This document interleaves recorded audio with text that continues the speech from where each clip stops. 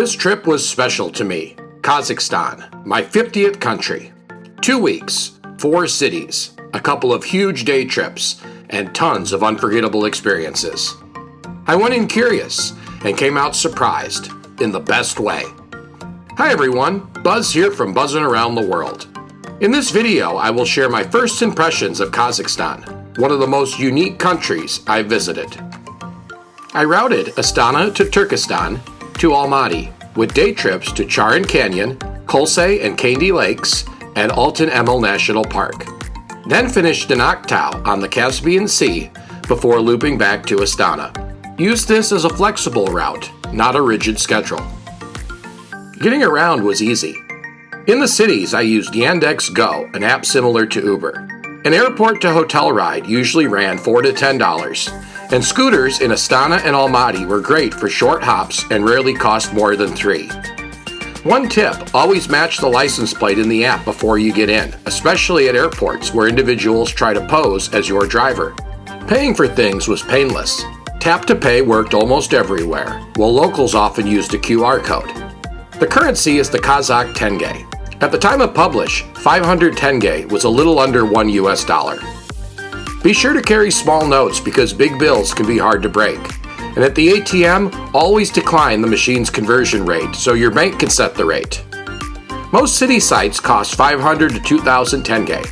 Meals were reasonably priced, between 2,000 and 6,000 tenge. And rideshare trips again were typically 4 to 10 US. Language was manageable. Most signs were in Russian or Kazakh, so I learned a handful of Russian phrases and leaned on Google Translate daily. It got me through. For domestic flights, I used Kazakh discount carrier Fly Aristan. I bought the top bundle every time, 33 kilos checked baggage, 10 kilos in the cabin, and the seat I wanted. Always an exit row. If you skip the bundle, you'll get just 5 kilos in the cabin and a seat assigned randomly. I arrived 2 to 3 hours early, used a kiosk first, then saw an agent to check my bag. Let's talk street smarts. Crosswalk timers are everywhere, even on the traffic lights. The pattern is green, flashing green, yellow, and then red. Drivers sometimes turn late, so stay alert, even when you have the green. I never saw a right on red anywhere I went. As for the people, they are helpful but reserved. Ask and they'll help. Younger people are much more likely to speak some English. I'm 6'5" and didn't see anyone taller than me for the entire trip. Just a fun little detail that stood out. Astana, the new capital and first city I visited, felt ultra-modern right away. Bold, statement architecture and lots of streetscape and transit construction. Heads up at the airport, the ATM took some hunting. I finally found it in the walkway between Terminal 2, the international side, and Terminal 1, the domestic side. In the city, I liked the mall food courts. Mega Silkway was my favorite, with English language kiosks. The tent-shaped Khan Shatir is a fun one to see as well. Mosques welcome visitors outside of prayer times. Cover your knees and shoulders and remove your shoes. And don't miss the Bayturek Tower. The glass is tinted, so if your photos look yellow, a quick white balance adjustment will fix that. From Astana, I flew to the city of Turkistan, which tourists sometimes confuse with the country of Turkmenistan. Turkistan was once a Silk Route stop, and today it's packed with mausoleums and mosques. The city is extremely hot, often over 100 degrees Fahrenheit. The ruins are beautifully lit at night, but interiors are closed after dark. During the day, I visited the mausoleum of Babiga Sultan Begim, which was free to enter, and the most impressive structure, the mausoleum of Khoja Ahmed Yasawi, which was 500 tenge. Other impressive structures included the underground mosque and eastern bathhouse. Each were 500 tenge, which can be paid at the door. Everything I wanted to see was walkable from my hotel, but for those further away, renting a golf cart is an option. Due to a flight schedule change, I only spent 36 hours in Turkistan, which was just enough to see the key highlights. Another domestic flight took me to the former capital city, Almaty. Almaty was a contrast, hilly, green, and much more European in feel. For a great view, I took the Aktau cable car up to the top of the hill. In addition to a stunning panorama, I also checked out the beetle statue and zoo. To do some quick shopping in Almaty, I visited the Green Bazaar. The indoor market was extremely impressive.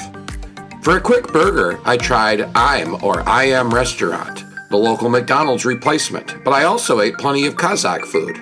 Kuerdek, lamb and potatoes, became one of my favorites. From Almaty, I took 2 big day trips. The first one was a marathon, Charyn Canyon, Kolsay Lake, and Kaindy Lake. On the map, they look really close, but in reality, it's about 3.5 hours around the mountains. Charyn was much hotter than Almaty.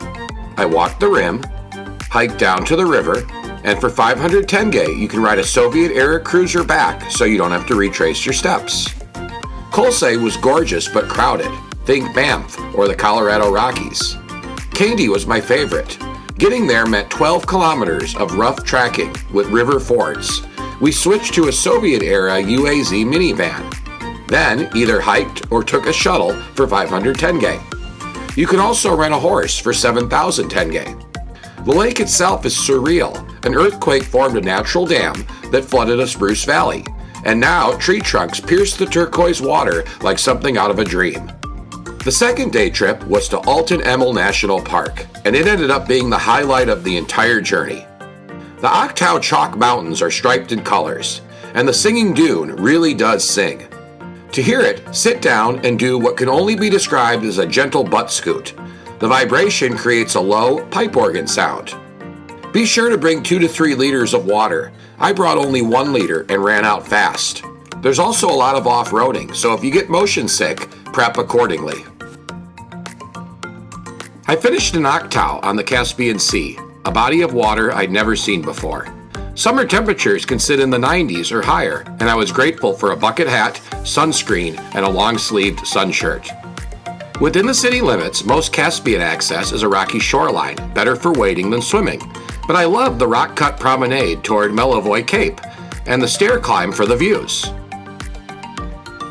14 days felt right for my plan. Kazakhstan is the 9th largest country in the world by land area, so don't try to see it all in one go. Pick the regions and day trips that excite you the most.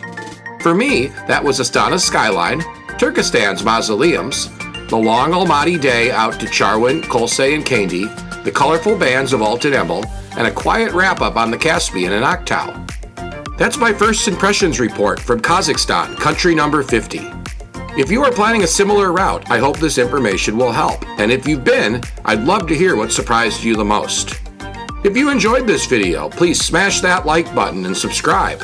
I will be posting more Kazakhstan content shortly. From Buzzing Around the World, this is Buzz, wishing you happy travels.